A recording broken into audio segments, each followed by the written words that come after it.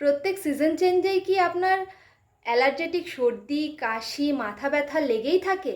কিছুদিন অন্তর অন্তর জ্বর হচ্ছে, গা হাত পা ব্যথা হচ্ছে, আর আপনি এগুলোকে ইগনোর করেন।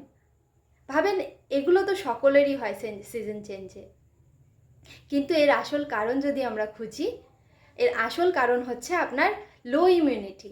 আপনার ইমিউনিটি পাওয়ারই যদি উইক হয় তাহলে এগুলো আপনার হতেই থাকবে।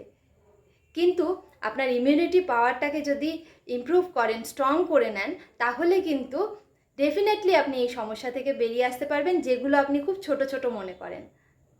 আর যদি চাইছেন নিজের ইমিউনিটি পাওয়ারটাকে স্ট্রং করতে, ইমপ্রুভ করতে, তাহলে ঝটপট কমেন্ট বক্সে লিখুন ইমিউনিটি পাওয়ার।